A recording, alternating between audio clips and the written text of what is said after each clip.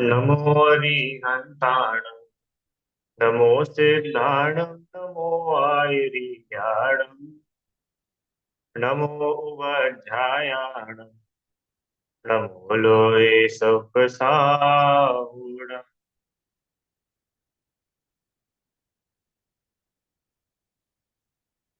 तीन भुवन में वीतराग विज्ञानता शिव स्वरूप शिव का नमः त्रियोग समारिके। पंडित दौलत राम जी द्वारा रचित ये छह ढालक।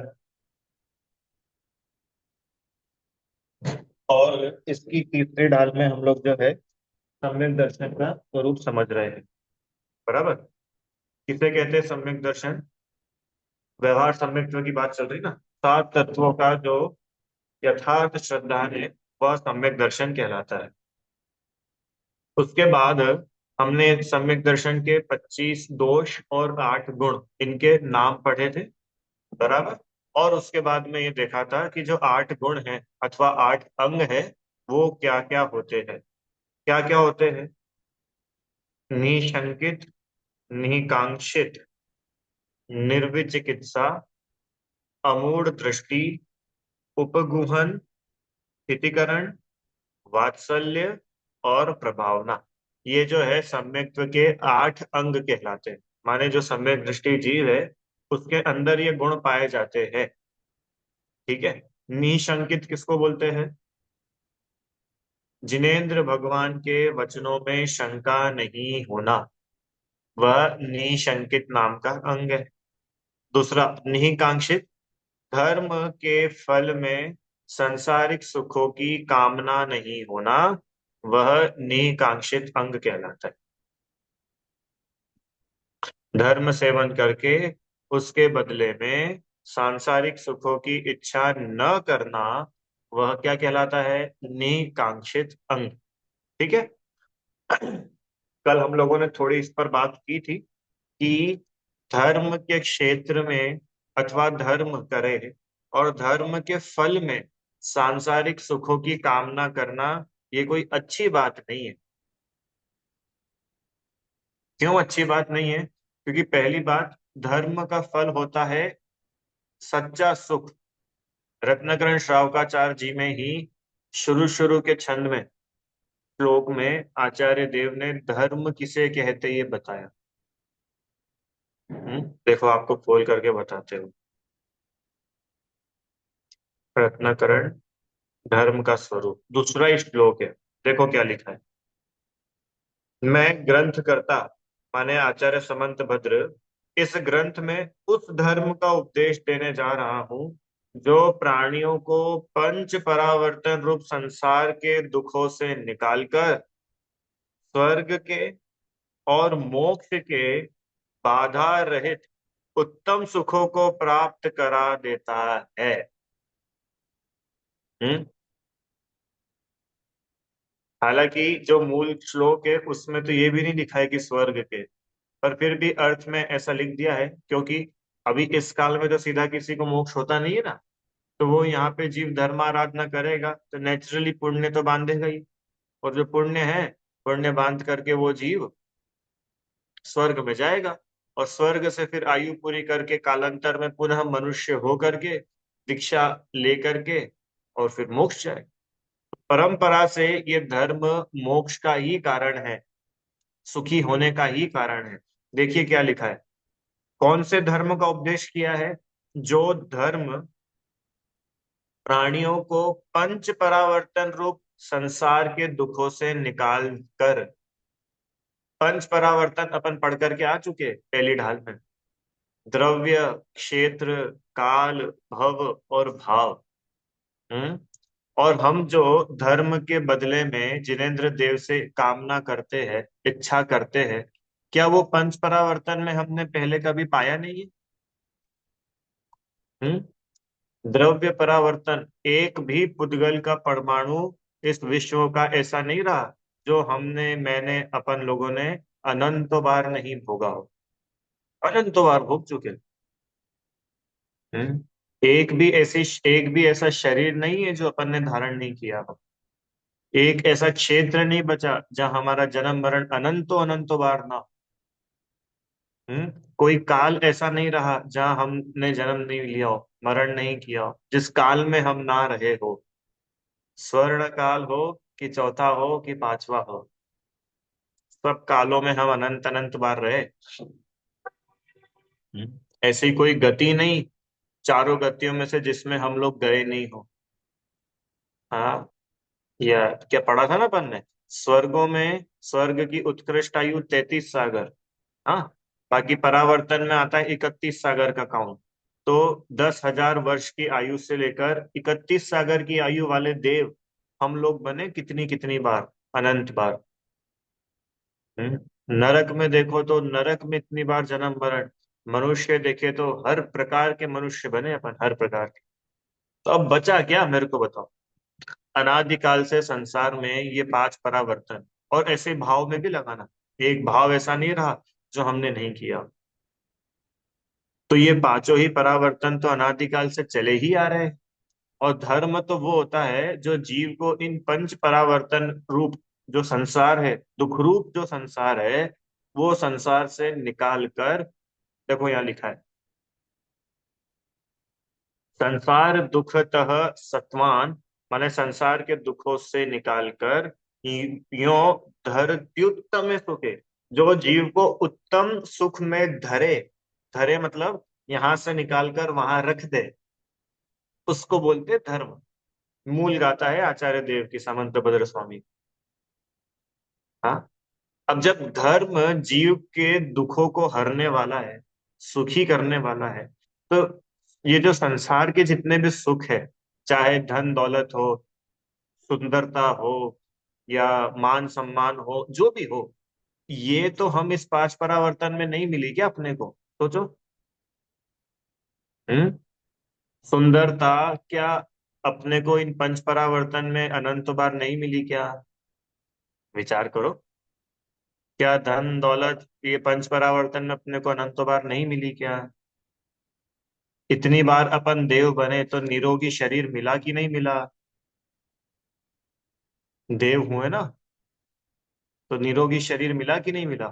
कितनी बार मिला? अनंतो बार मिला। हम्म। अब धर्म के बदले में हम वापस वही सब चाह रहे हैं, तो ये कितनी उल्टी बात हुई। धर्म तो होता है सुखी होने के लिए, और धर्म के फल में हम वही का वही दुख, दुखी तो है और क्या है। चतुर्गति रूप संसार में दुख के अलावा और क्या है? और इन संसार की ही चीजों की कामना वांछा करते रहना, ये दुखी ही बने रहने का वरदान मांगने जैसी बात है। अरे आप लोगों को समझ में आ रहा है कि नहीं? कैसा है वो धर्म, कैसे धर्म को कहेंगे? जिस धर्म में किसी प्रकार प्रकार से प्रत्यक्ष अनुमान आदि द्वारा बाधा नहीं आती, तथा जो कर्म बंधन को नष्ट करने वाला है, ऐसा धर्म। ये लिखा है यहाँ पे, देखो क्या लिखा है। कर्म धर्मम कर्म निवर्हणम, कैसा है वो धर्म जो कर्मों को नष्ट करने वाला है। हम्म और हम धर्म के बदले में क्या चाहते हैं? सुख सामग्री, तो सुख सामग्री तो पुण्य कर्म से मिलती है। तो हम कर्मों को नष्ट करना ही क्या चाह रहे हैं? पापों को नष्ट करना चाह रहे हैं, पुण्य को कौन नष्ट करना चाह रहा है? उल्टा पुण्य तो हम बढ़वाना चाह रहे हैं। नीक हंग चितंग चल रहा है ना। धर्म के फल में सुख चाहना, इसको कांक्षा बोलते हैं। तो भैया सुख क्यों नहीं चाहे? क्योंकि भैया पहली बात तो जो सुख आपको संसार में मिलेगा, वो सुख तो कोई ऐसा नहीं है कि आज तक नहीं मिला हो, अनंत बार मिल चुका। और दूसरी बात, धर्म तो वो है जो जीव को सभी कर्मों से मुक्त कराता है, अकेले पाप से ही नहीं। संसार का सुख जो पुण्य रूप भी है, उनसे भी जीव मुक्त होकर परम अतीन्द्रिय असली आनंद को प्राप्त करे जीव। ये है धर्म का उद्देश्य। समझ में आया?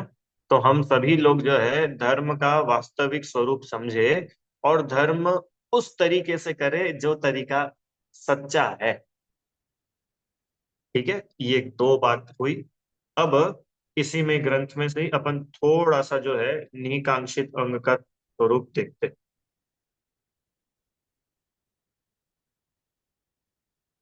ये बात अपनी तो हो ही गई कि भाई धर्म के बदले में भी सुख चाहता है जीव। तो वो सुख है कैसा? वो सुख कर्मों के अधीन है, स्वाधीन नहीं है। पुण्य कर्म के उदय के अधीन, पुण्य कर्म का उदय होगा तो अपने को सारी सुख सामग्री मिलेगी। कौन सी सुख सामग्री सारी? यही सब, धन दौलत, संसार की अनुकूलता है, परिवार अच्छा चलता रहे, शरीर बढ़िया बना रहे, बुद्धि हमारी अच्छी हो जाए, एग्जाम में फर्स्ट आ जाए, जगह जगह मान सम्मान होता रहे। ये जितनी भी चीजें अपने को मिलती है, ये तो कर्मों के अधीन। कर्मों के अधीन है मतलब कि आपको वैसे कर्म का उदय हो तो ऐसी सारी चीजें मिलेंगी। अगर वैसे कोई कर्म का उदय ही नहीं होगा तो ऐसी कोई चीजें मिलने ही नहीं वाली। बहुत सिंपल सा फंडा है, वेरी सिंपल। आपको अपनी लाइफ में देखो, पिछले जन्म का तो कुछ याद नहीं है, इस लाइफ में भी अपने को कुछ जो कुछ भी आज तक अच्छा मिला, जो भी अच्छा मिला, वो सब पुण्य कर्म के उदय से मिला।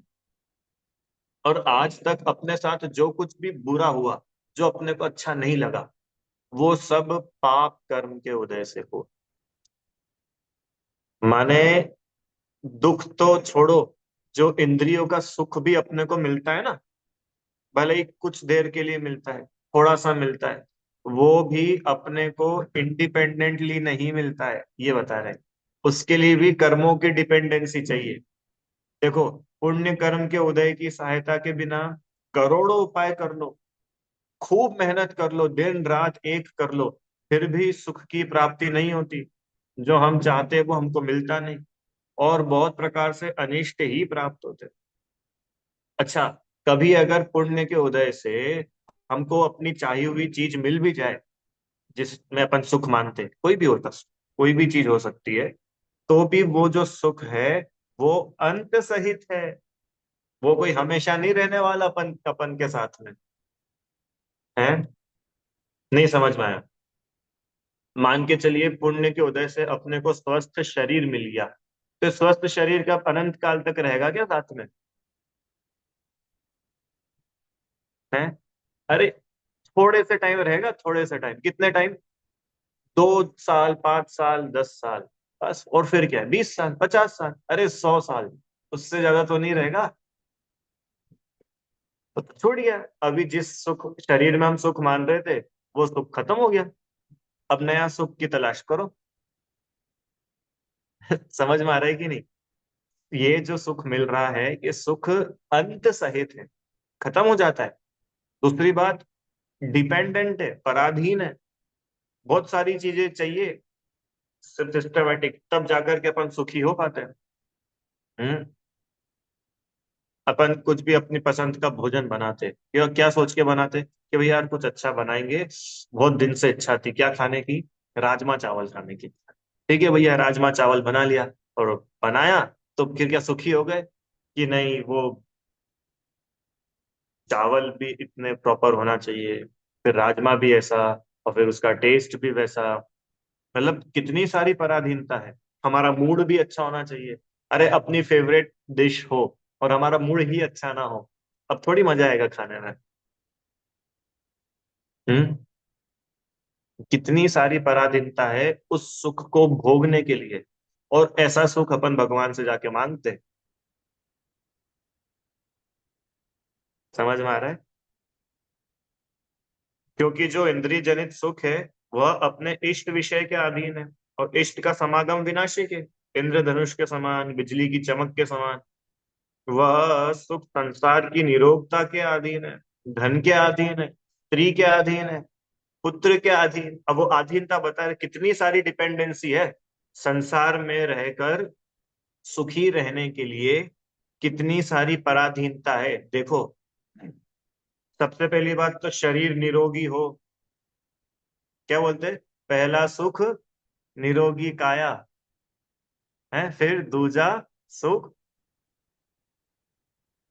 तीन तीन चार कुछ बोलते हैं ना कि भाई तो शरीर अच्छा हो, दूसरा रुपए धन संपत्ति हो, तीसरा आज्ञाकारी पत्नी हो, परिवार हो, और चौथा, चौथा भी है कुछ ऐसे, कुल चार ऐसे बोलते हैं जगत में कि भैया जिसके पास में ये तीन चार चीजें हो वो तो जीते जी स्वर्ग में है। अरे देखो कितनी अधीनता है, कितनी डिपेंडेंसी। आज अगर मेरे को सुखी होना है तो मेरा शरीर अच्छा होना चाहिए। आज अगर मुझे सुखी होना है तो मेरे पास में धन होना चाहिए जिसको खर्च करके मैं मनचाही चीज खरीद के ले आऊं। आज अगर मुझे सुखी होना है तो मेरे अनुकूल चलने वाला कोई होना चाहिए, जो मैं बोलूं और झट से मेरी आज्ञा मान ले, बना करके दे दे, खिला दे, घुमा दे। कितनी चीजें, आयु के अधीन, जीविका के अधीन, क्षेत्र के अधीन, काल, इंद्री, इंद्री के विषय इत्यादि हजारों पराधीनताओं सहित है कौन सा सुख जो हम भगवान के सामने मांगते हैं। समझ में आ रहा है कि भगवान से ये चीज मांगी जा रही है जो अपने आप में ही खराब है। अब कोई बोल सकता है कि भैया हम पैसे ही तो मांग रहे भगवान से कि भाई थोड़ा धन संपत्ति हो जाए, हमारा बिजनेस बढ़िया चलने लग जाए, तो इसमें क्या दिक्कत है? हमारे पास पैसे आ जाएंगे तो फिर तो हम मन चाह करेंगे ना। कि नहीं करेंगे, उसके बाद भी दुखी ही होगे। और नहीं हो विश्वास तो जिनके पास अभी पैसे है उनसे मिल लो, दुखी तो है वो, कहाँ सुखी हो गए। समझ में आ रहा है क्या? इसलिए जो इंद्रिय जनित सुख है वह अवश्य ही अंत सहित है। क्यों? क्योंकि इतनी सारी पराधीनता है, एक आध चीज भी इनमें से चली जाएगी, अपना सुख चला गया इनके साथ ही। हम्म। अंत सहित है कि चलो भाई, कोई बोले कि चलो ठीक है, भले ही खत्म हो जाएगा, भले ही 20 साल 30 साल के लिए ही हमको मिलेगा, पर 30 साल के लिए तो मिल रहा है कम से कम। तो बोल रहे नहीं भैया, 30 साल भी कोई तुमको कंटिन्यू नहीं मिलेगा। अखंड धारा प्रवाह रूप नहीं है, बीच बीच में अनेक दुखों के उदय सहित है। कोई बोले कि भैया निरोगी शरीर मिल गया 20 30 साल तक, तो अब हम 30 साल तक तो हमारे सुख की गारंटी ना, ना सही अनंत काल तक, 30 इयर्स तक तो हम सुखी रहेंगे ना? नहीं रहेंगे। क्यों नहीं रहेंगे? कि चलो माना कि तुम्हारा सिर्फ शरीर निरोगी है, पर बाकी दूसरी चीजें चलती रहेगी। और ये भी कोई कंटिन्यूअस एक जैसा थोड़ी बना रहता है, कुछ ना कुछ तो इसमें लगा ही रहता। कभी बीमारी आ जाती है, कभी कोई अपमान कर देता है, कभी पैसों का लॉस हो जाता है, कभी कोई अनिष्ट का संयोग हो जाता है। इस प्रकार अंतर सहित और अनेक दुख सहित है, अनेक अनेक दुख बने ही रहते। और ये जो इंद्रिय जनित सुख है, जो हम भगवान की भक्ति करके बाद में उनसे मांगते हैं, ये जो सुख है ये पाप का बीज है। बोलो, करते तो है भगवान के पास जाकर के धर्म, और धर्म के फल में मांगते क्या है? इंद्रिय का सुख। और वो इंद्रिय का सुख है कैसा? पाप का बीज। माने अब इससे सारे पाप पैदा होने वाले। जो इंद्रिय जनित सुखों में लीन होते ही जीव अपना स्वरूप भूलता है और महाघोर आरंभ, आरंभ मतलब पाप की क्रियाएं में वर्तता है, अन्याय करता है, विषय सेवन करता है। और इससे तो पाप का ही बंद होता है। कितनी सरल भाषा में लिखा, अब इसमें समझाने जैसा तो कुछ है ही नहीं। जिस जीव को सारे इंद्रियों के सुख मिल गए, तब उस जीव का जीवन देखो आप कैसा है। गरीब व्यक्ति है जिसके पास कुछ भी लग्जरी नहीं है, कुछ नहीं, वो तो फिर भी स्ट्रगल करता है, उसके जीवन में पाप कम होते हैं। और जो व्यक्ति बिल्कुल संपन्न है, हर प्रकार से सारे सुख सुविधा उसको मिली हुई है, उसके जीवन में पाप ज्यादा होते हैं। ये तो अपन प्रत्यक्ष देख सकते हैं ना। जो व्यक्ति गरीब है, जिसके पास ज्यादा रिसोर्सेज नहीं है, वो बेचारा ज्यादा से ज्यादा क्या करेगा? इतने पाप नहीं करता है।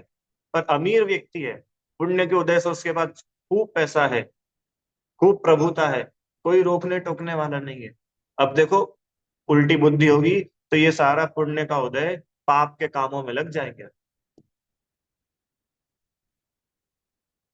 इसलिए ये जो इंद्रिय जनित सुख है, नरक तिर्यंत आदि गतियों में परिभ्रमण कराने वाला पाप बंध का बीज है। समझ में आया?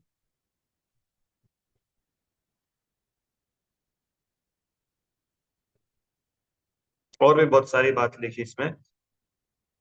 अब देखो अगली बात कि सुनो, जो संसारी जीवों को इंद्रियों के अधीन सुख है, वो तो सुख है ही नहीं, वो सुखाभास है, सुख नहीं है, वेदना का इलाज है, दवाई है दवाई। अच्छा मेरे को एक बात बताओ, कोई व्यक्ति को 104 डिग्री बुखार, हम्म, और एक को 99 डिग्री बुखार, ठीक है, तो दोनों में से कौन सुखी है? सरल सी बात है भैया, एक को 104 डिग्री है, बिल्कुल तप रहा है, और एक को 99 डिग्री है, कौन सुखी दोनों में से? कोई सुखी नहीं है। इतना अंतर है, 104 वाला ज्यादा दुखी है और 99 वाला कम दुखी है, इतना जरूर बोल सकते हो। पर 99 वाले को आप सुखी नहीं बोल सकते। अगर 99 वाला ही सुखी हो गया, तो वो 98 वाला, जिसको बुखार ही नहीं है, वो क्या कहलाएगा? समझ में आया? तो ऐसे ही इंद्रिय जनित सुख, ये कोई सुख नहीं है, ये वास्तव में सुख जैसे लगते हैं, क्योंकि इसमें थोड़ी बहुत आकुलता नहीं होती है, इसमें थोड़ा शांति जैसा लगता है, इसलिए जगत में इसको भी सुख बोल दिया जाता है। पर ईमानदारी से अगर विचार करें, तो अपने को समझ में आ जाएगा कि भैया इसमें भी सुख नहीं है, सुख जैसा लगता है नहीं। उदाहरण तो सब लोगों ने सुना ही होगा, प्रसिद्ध है। रेगिस्तान में हिरण रहता है, और वो हिरण दौड़ लगाता है, क्यों? क्योंकि वो रेत होती है ना, बालू रेत, वो चमकती है, वो सूरज की रोशनी पड़ती है तो धूप पड़ती है, जब उसको लगता है कि यहाँ पे पानी है, तो पानी है ऐसा मान करके दौड़ लगा करके वहां पर जाता है, और वहां जाता है तो उसको कितना पानी मिल जाता है? एक दो घूंट पानी तो मिलता होगा, इतनी मेहनत करके गया कि भैया वहां पानी हो तो पानी मिलेगा ना, वहां पानी नहीं। अच्छा चलो यहाँ नहीं मिला, फिर थोड़ी दूर देखता है, वहां पे उसको पानी दिखता है, रेत चमकती हुई दिखती है, तो दौड़ लगा के वहां जाता है, वहां जाता है तो फिर वहां तो मिल जाता होगा पानी, कि भैया वहां पानी है ही नहीं, तो पानी मिलेगा कैसे? हिरण चाहे दौड़े, चाहे पैदल चले, कि कुछ भी करे, जब वहां पानी ही नहीं है, कैसे मिल जाए? ऐसे ही पांच इंद्रिय के विषय भोगों में सुख है ही नहीं, तो कैसे मिल जाएगा? हाँ, हम उसमें सुख मान मान करके उनके पीछे दौड़ लगाए, और बाद में फिर हाथ मलते रह जाए, यार कुछ भी हाथ नहीं आया। तो ये तो अपना ही नुकसान हुआ ना, ये जो दुर्लभ पर्याय मिली, मनुष्य पर्याय, वो तो इस दौड़ धूप में ही पूरी हो गई। और जहां एक्चुअल में जो सुख का स्रोत है, जो सुख का सोर्स है, वो आत्मा, उस आत्मा को तो एक आध बार देखा भी नहीं, जहां पर सच्ची में सुख मिल सकता था, वहां तो देखा ही नहीं। और जहां सुख नहीं था, वहां पर हम दौड़ते थे। तो भगवान जो हमको सुख का रास्ता दिखाते भी है, उनके पास जाकर के भी हम इन लौकिक इच्छाओं में ही उलझे रहे। भगवान के पास नहीं गए हो ऐसा नहीं है, भगवान के पास तो गए, पर वहां जाकर के भी क्या किया? मंदिर जाकर के क्या किया? समेत शिखर जी की यात्रा करने के बाद क्या किया?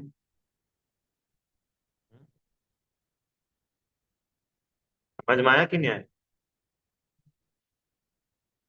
इसके लिए संसारी जीव इन पांचों इंद्रिय विषयों की तीव्र चाह रूप दुख उत्पन्न होने पर इन विषयों को भोगने की इच्छा करता है, पर ईमानदारी से देखा जाए तो वो दुखी ही होता है, सुख तो मिलता ही नहीं है। और जिनदेव के पास जाकर के ये सारी चीजें मांगना, ये कलंक है। इसका मतलब अपन ने अभी भगवान को ही नहीं समझा। जैसे कल एग्जांपल लिया था ना, कि वो चक्रवर्ती ने ओपन ऑफर दिया, और चक्रवर्ती के पास जाकर के वो महिला ने क्या मांगा? क्या मांगा कि जीरा दे दो भाई, दाल बनानी है, थोड़ा सा जीरा मिल जाए तो हमारी दाल बन जाएगी। इसका मतलब ये चक्रवर्ती की इंसल्ट है। तुम्हारा अज्ञान तो दिख ही रहा है, और समझ में आ रहा है कि भैया तुम चक्रवर्ती को ही नहीं समझ पा रहे हो। चक्रवर्ती मतलब महापुरुष, चक्रवर्ती मतलब तुम्हारी गरीबी, अरे आपकी अगली 7 पीढ़ी घर में बैठी रहे और आपका अनाज का गोदाम खाली ना हो, इतना कर सकता है चक्रवर्ती। और तुम क्या मांग करके आ गए उससे? मुट्ठी भर जीरा दे दो। ऐसे ही जिनेंद्र देव, इनके पास आकर के हमारे भाव का अभाव, अरे चारों गति रूप जो दुख रूप संसार है, संसार का अभाव हो सकता है? अरे अपन खुद भगवान बन सकते, कितनी बड़ी बात है। और अपन भगवान तो बनना ना चाहे और काय में उलझ जाए, काय में उलझ जाए, सारे उपद्रव दूर हो जाए, सारे ये दूर हो जाए, कितनी कितनी चीजों में उलझ जाते हैं। तो भैया ये उपद्रव दूर हो जाए, दुख दूर हो जाए, क्या ऐसी कामना करना ये ठीक नहीं है क्या? ये हम नहीं बोल रहे, ठीक है, अच्छी बात है। पर अब देख लो कौन कितने लेवल तक कर सकता है। अरे उसने जीरा भी मांगा तो ठीक है, चक्रवर्ती जीरा भी दे देंगे, क्या दिक्कत है? भगवान के पास आए हो तो पुण्य तो बंधेगा ही बंधेगा, उसमें तो कोई डाउट है ही नहीं। कुछ भी डाउट नहीं, विश्वास मानना। जो जीव जिनेंद्र देव के पास आए, अरे आया ही की छोड़ो, जिसके मन में, जैसे आप लोग सुबह सुबह उठते हो और उठते से जब आपके मन में ये विकल्प आता है ना, पहला ही विकल्प, चलो मंदिर दर्शन करने चलना है। अभी आप नहाए भी नहीं हो, अभी आप मंदिर पहुंचे भी नहीं हो, अभी आपने जिनेंद्र भगवान को देखा भी नहीं है, सिर्फ इतना सा थॉट हमारे मन में आया, क्या, मंदिर दर्शन करने चलना, आपको अभी से ही पुण्य बंधना शुरू हो गया। आप क्या समझ रहे हो? तो पुण्य तो ऐसे ही बंध जाता है। अब जो जीव पुण्य बांधेगा, उसके जीवन में अनुकूलताएं तो आएंगी ही ना। अरे पुण्यशाली जीव के जीवन में अनुकूलताएं होंगी कि पापी जीव के जीवन में होंगी? पुण्यशाली। फिर कोई बोल सकता है कि भैया हमने तो देखा है कि धर्मात्मा जीवों के जीवन में संकट ज्यादा आते हैं, और ये जो पापी लोग हैं ये बहुत ऐश आराम से रहते। देखा कि नहीं देखा? ऐसा भी होता। तो भाई जिसको अभी ऐश आराम मिल रहा है, उसने भी पूर्व में धर्म किया था, तो उसको पुण्य की वजह से सामग्री मिली। अभी धर्म नहीं कर रहा है, आगे नहीं मिलेगी। तो तुमने पहले धर्म नहीं किया था, तो आज प्रतिकूलता आ रही है। अभी धर्म करोगे तो भविष्य में नहीं आएगी। सिंपल सा फंडा है। हम्म। एक तरफ तो क्या बोलते हैं, स्वर्ग सुख की भी चाह नहीं है, मेटो जामन मरण होवे ऐसा यतन, पारस प्यारा, मेटो मेटो जी संकट। हाँ? जग के सुख की तो परवाह नहीं है, स्वर्ग सुख की भी चाह नहीं। हम्म? जब इतना अपन आगे बढ़ चुके हैं तो फिर क्यों अपने को ये छोटी छोटी चीजें चाहिए? अब बोलोगे कि नहीं भैया, उसमें तो बाद में उन्होंने बोला, मेटो मेटो जी संकट हमारा, तो वो मिटेंगे हमारा संकट? अरे मेटो जी संकट हमारा का मतलब है कि जिनेंद्र भगवान से संकट मिटाने का मार्ग मिलता है। भगवान को आकर के नहीं मिटाएंगे, भगवान ने तो रास्ता बता दिया। अब वो रास्ते पर तो अपने को ही चलना है ना। अपन डॉक्टर के पास गए, डॉक्टर ने डायग्नोस करके बीमारी का पता लगा के दवाई दे दी। अब वो दवाई खाएगा कौन? अपन ही खाएंगे ना, कि डॉक्टर रोज अपने घर आके एक एक गोली सुबह शाम खिलाएंगे अपने को? डॉक्टर की ड्यूटी पूरी हो गई, उन्होंने अपने को इलाज बता दिया। अब अपना रोल ये है कि हम उस इलाज को फॉलो करें और अपनी बीमारी दूर करें। ऐसे ही जिनेंद्र भगवान, उन्होंने तो हमको सुखी होने का मार्ग बता ही दिया, संकट मिटने का मार्ग बता ही दिया। हाँ, अब हम उस रास्ते पर नहीं चले तो इसमें किसकी फॉल्ट है, अपनी की भगवान की? तो अपनी फॉल्ट। और अपन बोलते कि नहीं, हम उस रास्ते पर तो नहीं चलेंगे, पर आप वहां सिद्धशिला से बैठे बैठे कुछ कर दो हमारे लिए, हम इतने आलसी हो चुके हैं। क्यों? ऐसा थोड़ी होता है। सम्यक दृष्टि इस जन्म में धन संपत्ति वैभव आदि नहीं चाहता, और परलोक में भी इंद्रपना, चक्रीपना इत्यादि कभी नहीं चाहता। ये इंद्री के विषय थोड़े समय के लिए है, किंतु इसका फल असंख्यात काल तक नरक के दुख और अनंत काल तक तिर्यंच आदि गतियों में महादरिद्री, महारोगी, नीच कुल के मनुष्यों में अनेक बार जन्म धारण करके भोगना होता है। थोड़े से समय के सुख है, और इसका फल इतना लंबा मिलता है। क्योंकि जीव पाप बांधेगा, संसार बढ़ाएगा तो कहाँ जाएगा। तो सम्यक दृष्टि जीव कभी इनकी इच्छा नहीं रखता। बहुत सुंदर पंक्ति है, हमारे इंदौर में कांच मंदिर में लिखी हुई है वो। चक्रवर्ती सी संपदा, इंद्र सरी के भोग, काक बीट सम गिनत है, सम्यक दृष्टि लो। क्या लिखा? चक्रवर्ती जैसी संपदा। चक्रवर्ती की संपदा मतलब पता है क्या होती है? अभी अपने को अंदाजा नहीं है। चक्रवर्ती की संपदा, रुचि आंटी, चक्रवर्ती की संपदा मतलब लाखों करोड़ों अरबों मुकेश अंबानी भी इकट्ठा हो जाए ना, तो चक्रवर्ती के जूती के बराबर नहीं है। अब आप अनुमान लगाओ चक्रवर्ती मतलब कौन। मुकेश अंबानी को तो अपन लोग सब समझ सकते हैं ना। एग्जाम्पल दिया क्योंकि सब लोग जानते हैं। उसको बोलते चक्रवर्ती। अरे जो पूरे 6 खंड का एक इकलौता राजा हो, वो उसके पास कितना वैभव होगा, कितनी संपत्ति होगी, क्या क्या नहीं होगा।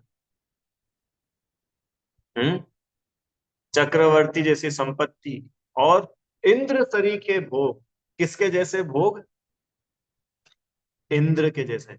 इंद्र के भोग, इंद्र के भोग तो इंद्र ही जानता है कितने। चक्रवर्ती से असंख्यात गुना ज्यादा पुण्य एक इंद्र का होता है, छोटे का। और बड़े इंद्रों की तो बात ही कुछ और है। इतना भोग, इतना महापुण्य का उदय होता है इंद्रों का। तो चक्रवर्ती जैसी संपदा, इंद्र के जैसे भोग। अब आगे सम्यक दृष्टि का नजरिया। काक बीट सम गिनत है। काक मतलब काक, कौवा, कौवा। और बीट मतलब, बीट मतलब क्या होता है? उसका मल, कौवे की पॉटी। तो वो जो चक्रवर्ती की संपत्ति है, इंद्र के भोग है, वो सम्यक दृष्टि को किसके जैसे लग रहे? कौवे के मल के जैसे लगते हैं। क्यों लगते होंगे? क्यों? अपने को, अपन बाहर निकले सड़क पे, जय श्री आंटी, और एक लाल कलर की चमचमाती, हम्म, कोई कार अच्छी बड़ी रोल्स रॉयस या फिर फरारी, ऐसी कोई महंगी 70-80 लाख की, 1 करोड़ रुपए की कोई कार सड़क से सामने से निकले, और अपन बस खड़े ही हुए रोड पर जाकर, तो अपनी आंखें कैसी चौंधिया जाती, इतनी बड़ी कार। लगता है कि नहीं लगता ऐसा? किसी को कार के बारे में नहीं लगता हो तो किसी को किसी के गले में पड़े डायमंड के नेकलेस को देख के लग सकता है। ओ, इतना सुंदर नेकलेस, उसको देख करके वाव लगता है, अरे वाव, और इतना गजब। और वे बोल रहे हैं सम्यक दृष्टि ज्ञानी जीव को चक्रवर्ती की संपत्ति कौवे की बीट के समान लगती। ये हीरे डायमंड के सेट क्या लगेंगे उसके आगे। ऐसा है सम्यक ज्ञानी जीव। अब ऐसे ज्ञानी जीव वो भगवान से ऐसी चीजें मांगेगा कि हमने आपकी भक्ति करी है, हमको स्वर्ग मिल जाए, इस संसार में जगत में अपने को शांति मिल जाए भगवान। अब वो उसके लिए इन सुखों की कुछ वैल्यू ही नहीं है। समझ में आ रहा है कि नहीं? ये होता है ज्ञानी का जीवन। हम्म। बहुत सारी बातें हैं इसमें समझने की तो। चलो लास्ट पैराग्राफ और एक बार पढ़ते, फिर विषय को समेटेंगे। देखो क्या लिखा। कितने ही जीव भोगों की अभिलाषी होकर दान तप व्रत शील संयम धारण करते हैं, किंतु वांछा से तो पुण्य का घात ही होता है। कितने ही जीव भोगों के अभिलाषी होकर, मतलब कि भाई अभी यहाँ पर दान देंगे तो भविष्य में अपने को खूब मिलेगा, है? अभी थोड़ी बहुत तप करेंगे तो अपने को स्वर्गों में देव बन जाएंगे, अपन अपने को रिद्धियां मिलेगी। ऐसे किसी इच्छा को लेकर के तप आदि करना, दान आदि देना, व्रतशील संयम धारण करना, क्यों? अभी यहाँ पर एक स्त्री का त्याग करो, स्वर्ग में तो कम से कम 32 मिलेंगी। मालूम है आपको, स्वर्ग में एक देव की कम से कम 32 देवियां होती है। तो कोई जीव ये सोच करके अः स्त्री का त्याग कर दे क्या, कि भाई कितना बढ़िया सौदा है, अभी बस एक स्त्री का त्याग करो और बदले में क्या मिल जाएगा, स्वर्ग में देव बनेंगे, कम से कम 32 मिलेगी, फिर अपन खूब भोग करेंगे, कभी नंदन बन जाएंगे, कभी सोमनस बन जाएंगे, क्यों? कभी जल क्रीड़ा करेंगे, कभी क्या करेंगे, कभी क्या करेंगे। अब वो बोल रहे हैं ऐसे जीव, इनको व्रत शील तप दान संयम धारण करने पर भी इनके पुण्य का घात होता है, पुण्य बनता ही नहीं है। अरे पुण्य का बंध तो निर्वांछक को होता है, क्या गजब लाइन है। अरे तुम पुण्य भी बांधना चाहते हो ना, तो पुण्य भी उसको ही बंधेगा जिसके कोई वांछा नहीं रही, बिल्कुल प्योर भक्ति। प्योर भक्ति मतलब कि बस मैं और भगवान, बदले में कोई डील नहीं, बदले में कोई व्यापार नहीं कि मैं ये करूंगा तो बदले में आप ये करना, कुछ नहीं। ईमानदारी वाली भक्ति, ऐसी भक्ति करो रुचि आंटी। भगवान की कैसी भक्ति करो, कि ऐसी भक्ति करो कि हमको बदले में कुछ ना भी मिले। अरे अब चाहिए क्या, भगवान आप हमको मिल गए, आपसे बढ़ के अब क्या चाहिए हमको। हम्म। पावन मेरे नयन भये तुम दरसते, पावन पाणी भये तुम चरणी परसते, पावन मन भयो तिहारे ध्यान से, पावन वाणी भई तुम गुण गण गानते। क्यों? अपनी आंखें कब पवित्र होगी, कि भैया जब कश्मीर की वादियां देखेंगे तब हमारी आंखें पवित्र होगी। तो हे भगवान, इस सिद्ध चक्र विधान का ये फल हो कि हमारे पति कश्मीर ट्रिप के लिए हाँ बोल दे, तो हम कश्मीर जाएंगे। वाह, सिद्ध चक्र विधान कश्मीर जाने के लिए था। इससे समझ में आता है कि अभी कांक्षा है इंद्रिय सुखों की। अरे जिन देव का दर्शन मिल गया, अब इन आंखों को पवित्र करने के लिए क्या चाहिए। हम्म। पावन भई, अब और क्या बोले, आंख नाक कान गला मुंह, अरे पूरी की पूरी ये मनुष्य पर्याय हमारी पवित्र हो गई और हम पूरे धनवान हो गए। अब भाग्य मेरो उदय आयो, दर्श प्रभु जी को लखन। ये भक्ति कोई ऐसा वैसा जीव तो लिख ही नहीं सकता। जिनके चित्त में जिनेंद्र देव का इतनी भक्ति भरी होगी ना, उसके ऐसे शब्द निकलेंगे कि अब मेरे को कुछ चाहिए ही नहीं, भगवान आप मिल गए, मानो सब कुछ मिल गया। और भगवान के पास जाकर के संसारिक सुखों की कामना करना, इससे तो ये समझ में आता है कि इसके लिए संसारिक सुख बड़े हैं और भगवान छोटे हैं। क्योंकि अभी भगवान मिले तो इसको अभी भी ऐसा लगता है कि कुछ अधूरा है, तो वो पूरा कर लिया जाए। हम्म।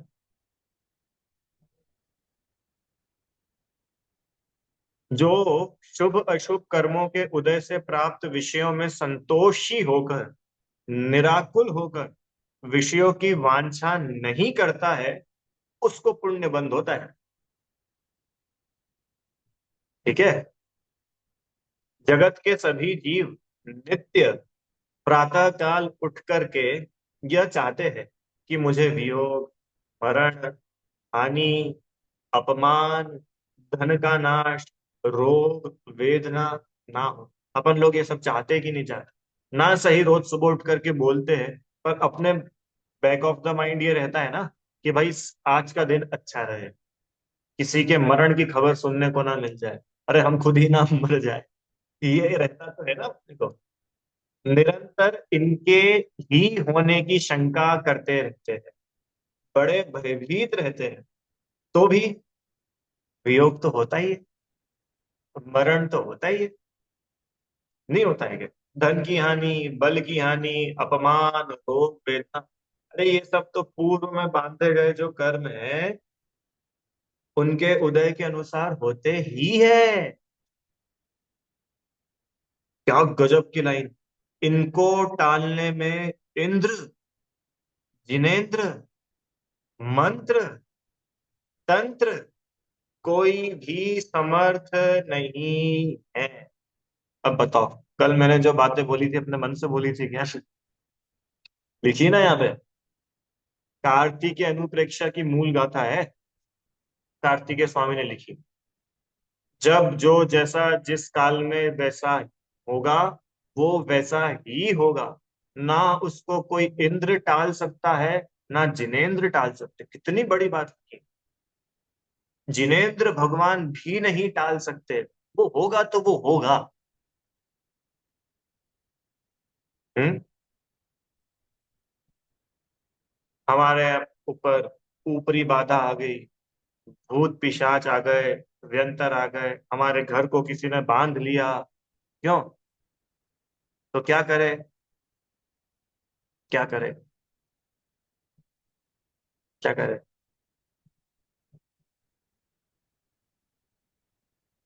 ऐसे तो बोलते क्या करे कि आप एक काम करो, शांतिनाथ भगवान की जाप करो। क्यों? क्योंकि शांतिनाथ भगवान शांति करेंगे। और फिर भी अगर शांति नहीं हुई तो आप एक हाथ में माला लो, एक हवन कुंड लो, उसमें कपूर जलाओ और माला फेरो और आहुति दो। माला फेरो और आहुति दो, और वो पूरा धुआं अपने कोने में लगा दो, तो फिर आपको शांति मिल जाएगी। और फिर भी अगर शांति नहीं मिलती है तो मेरे पास आ जाना, मैं उपाय कर दूंगा। हम डायरेक्ट ही आपके पास आ जाते, इतना सारा क्यों करे खटकर। आप अभी कर दो उपाय। कोई समर्थ नहीं है, आप विश्वास मानिए, कोई भी समर्थ नहीं है। अरे कितना स्पष्ट लिखा है। इंद्र, आपको पता है इंद्र में कितनी ताकत होती है? सौधर्म इंद्र में कितनी ताकत होती है रुचि आंटी? सौधर्म इंद्र को तो जानते हैं आप सब लोग, जानते हैं ना? वो सौधर्म इंद्र कितना बलशाली होता है मालूम है? कि अपने सिर्फ अंगूठे को हिलाए और पूरा का पूरा जम्बू द्वीप पलट जाए। हम्म। अभी अपने को एक टेबल उठानी हो ना, एक टेबल, उसमें दो लोग लगते हैं, अपन अकेले एक टेबल नहीं उठा पाते। और वे क्या बोल रहे हैं कि सौधर्मेंद्र में इतना बल होता है, इतनी शक्ति, इतनी ताकत, कि सौधर्मेंद्र अकेला और पूरा हाथ लगा के नहीं, सिर्फ अपने अंगूठे भर से जम्बू द्वीप पलट दे, खिसका दे नहीं। जय श्री राम। खिसकाने की बात नहीं है, पूरा पलट दे। इतना बलशाली होता है सौधर्मेंद्र। जम्बू द्वीप मतलब समझते हैं आप, जम्बू द्वीप कितना बड़ा होता है? 1 लाख योजन। पूरा जम्बू द्वीप पलट दे तो सुमेरु पर्वत भी जम्बू द्वीप में ही आता है, पलट जाएगा वो पूरा। हालांकि वो करते नहीं है, वो बात अलग है, पर उनका बल बता रहे हैं कि इतना बल है कि वे चाहे इतना कुछ कर सकते। और इतने बलवान सौधर्म इंद्र भी उसको टालने में समर्थ नहीं है।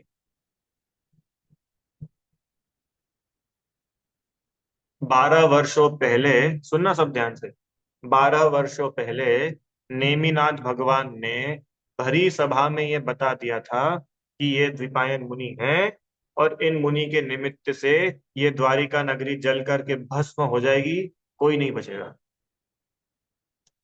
हरिवंश पुराण पढ़ना, रुचि आंटी।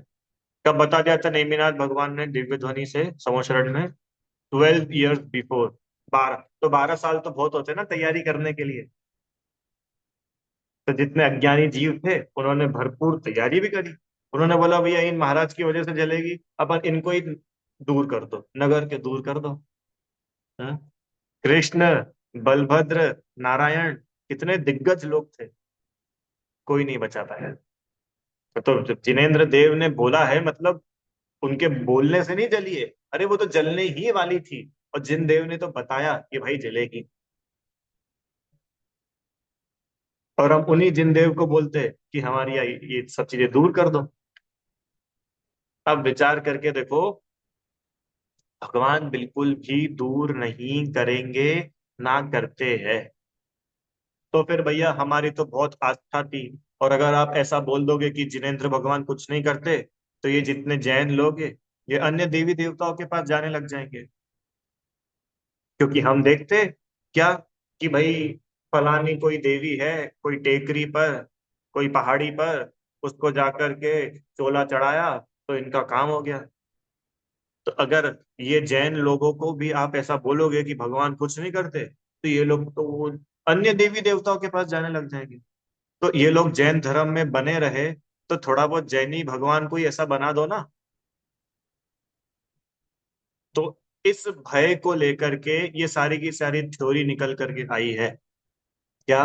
कि भाई तुम जगह जगह जाकर के माथा मारते हो, एक काम करो जिन देव की शरण में रहो। अरे इनके पास रहने वाले को मोक्ष मिल जाता है, तो संसार के सुख तो मिलेंगे ही, पर वो दे नहीं देंगे, ये समझने की बात है। अरे आप खूब भक्ति करो, एक क्या 10 पूजा करो, साल में 3 अष्टानिक आती है, आप तीनों में खूब सिद्ध चक्र विधान करो, उसकी थोड़ी कोई मना कर रहे हो।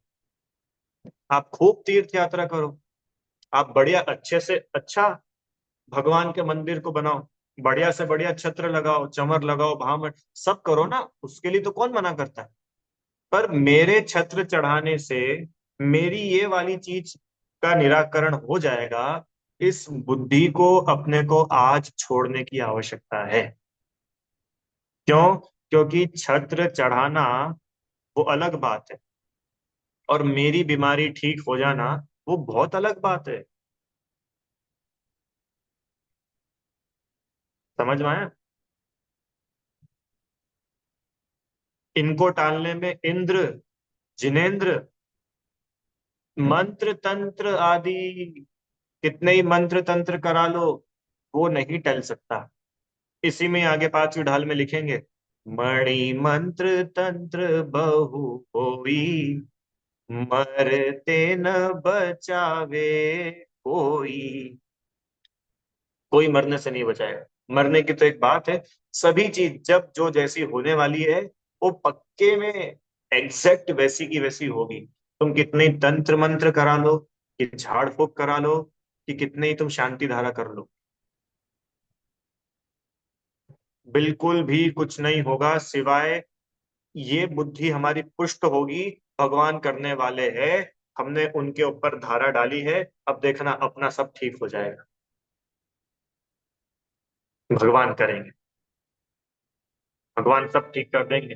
तुमने आज भगवान के ऊपर बड़ी वाली शांति धारा करी ना, तो देखना भगवान सब ठीक कर देंगे। तो मतलब भगवान तुम्हारी बड़ी वाली शांति धारा के लिए बैठे हुए थे कि भाई जब तक ये बड़ी वाली नहीं करेगा तब तक तो मैं ध्यान ही नहीं दूंगा इसकी तरफ। अब इसने बड़ी वाली कर दी है, बोली ले ली है इसने 5 लाख रुपए की।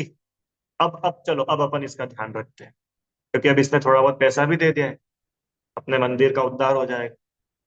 अब अपन इसका ध्यान रखते हैं। क्या आपको लगता है भगवान ऐसे होंगे?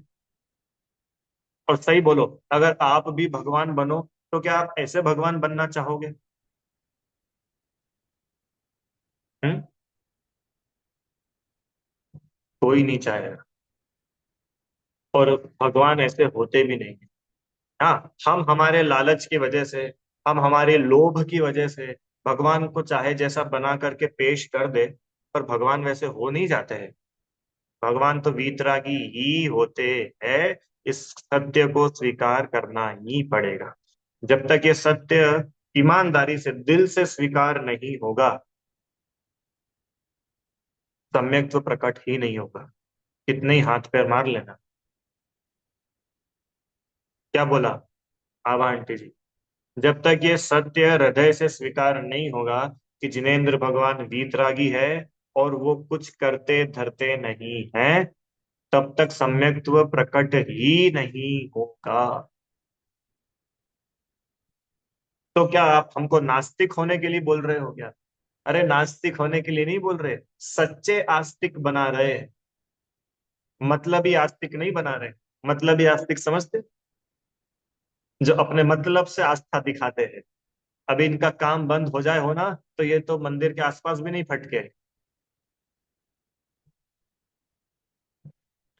मरण आयु कर्म के नाश से होता है। अलाभ आदि अंतराय कर्म के उदय से होते हैं। रोग वेदना आदि असाता वेदनी कर्म के उदय से होते हैं।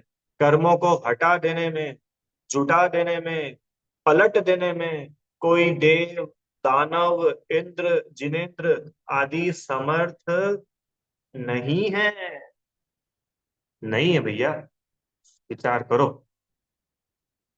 जीव अपने भावों द्वारा बांधे गए कर्मों से अपने को छुड़ाने के लिए संतोष, क्षमा, तपश्चरण आदि भावों के द्वारा आप ही समर्थ है, अन्य कोई नहीं। अभी अपन लोग संवर निर्जरा पढ़ कर क्या है, तो वहां पर क्या लिखा था? कर्मों का आना रोकना संवर। कैसे होगा वो? शम दम ते। वो शम और दम स्वयं को स्वयं में ही करनी है। आगे चलो निर्जरा। तप बल ते। तो तपस्या भी हम स्वयं अपने में ही करेंगे। कितनी सीधी सीधी बात है। ऐसा दृढ़ निश्चय श्रद्धान का धारी, निशंक, निर्वांछक, सम्यक दृष्टि ही होता है। ठीक है भैया। इस प्रकार से ये निकांक्षित अंग के बारे में हमने समझा। और विषय को इतना लंबा इसलिए किया क्योंकि हम सभी के अंदर जो भ्रांतियां है और जो हम देखते भी है कि जगत में ये भ्रांति चल रही है। धर्म सिर्फ धर्म नहीं, धर्म के कार्य, चाहे वो अभिषेक हो, चाहे पूजन हो, चाहे विधान हो, चाहे कोई भी अनुष्ठान हो, वो सिर्फ और सिर्फ व्यापार का रूप लेते जा रहे हैं। और ये तो आप लोग भी अनुभव कर ही रहे होंगे। हम्म। आप लोग तो सब बड़े हैं मुझसे उम्र में। आप लोग इमेजिन करिए, आज से 30 साल पहले वाले 10 लक्षण, आज से 25 साल पहले वाले अष्टानी का पर्व इमेजिन करो। और आप आज के इमेजिन करो, आज से 20 25 30 साल पहले होने वाले भगवान के नित्य अभिषेक प्रक्षाल, और अब आज के अभिषेक प्रक्षाल देखो। नहीं दिखता है आप लोगों को अंतर? हम्म। पहले तो हर कोई कर लेता था अभिषेक, अब तो सिर्फ सेठिया लोग ही कर पाते। क्यों हो रहा है ये? क्यों हो रहा है? क्योंकि कांक्षा अंदर में बैठी हुई है। एक बात, और दूसरा, मान कषाय। मानी को चाहिए क्या? उसको उसकी मान कषाय पुष्ट करते रहो। मानी धर्म क्षेत्र को भी अपने मान कषाय का साधन बना लेता है। तो ये लक्षण है अनंतानुबंधी कषाय का। ठीक है भैया। तो सभी लोग खुले दिमाग से, निष्पक्ष होकर के, ईमानदारी से विचार करेंगे तो हमको ये समझ में आएगा कि वास्तव में धर्म तो वीतरागता का नाम है, कुछ मांगने का नाम। ठीक है। इस प्रकार से अपन लोगों ने निकांक्षित अंग का स्वरूप समझा। ये देखो ये लिखा है, चक्रवर्ती की संपदा, इंद्र सरीखे भोग, काक बीट सम गिनत है, सम्यक दृष्टि लो। है। मैंने तो पढ़ा ही नहीं था इसमें। चलिए। अब निकांक्षित अंग में अनंतमती प्रसिद्ध हुई है। जैसे निशंकित में अंजन चोर की अपन ने कहानी देखी थी ना, कि उन्होंने कोई शंका ही नहीं करी। ऐसे ही निकांक्षित अंग में ये अनंतमती प्रसिद्ध हुई है। अब इनकी क्या कहानी है, वो कहानी मैं नहीं सुनाऊंगा। आप लोग ढूंढना, मिल जाएगी। कथा तो मिल ही जाती है। और नहीं मिले तो बताना, फिर शॉर्ट में अपन अगली क्लास में देख लेंगे कहानी को। और फिर आगे तीसरे नंबर पे जो निर्विचिकित्सा अंग है, उसकी चर्चा करें। अभी किसी को कुछ कहना हो, कुछ प्रश्न हो, आप लोग पूछ लीजिए।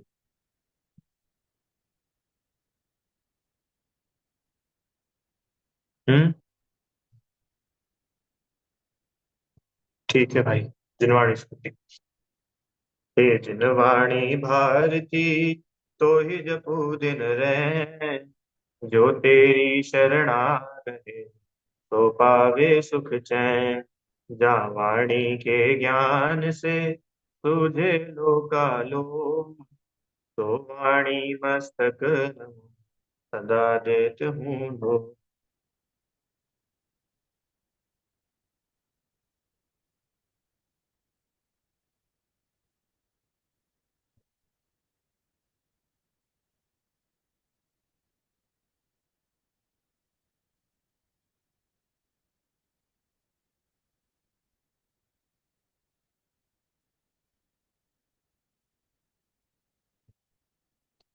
जय बोलिए द्वादशांग में जिनवाणी माता की जय हो। महान जैन धर्म की जय।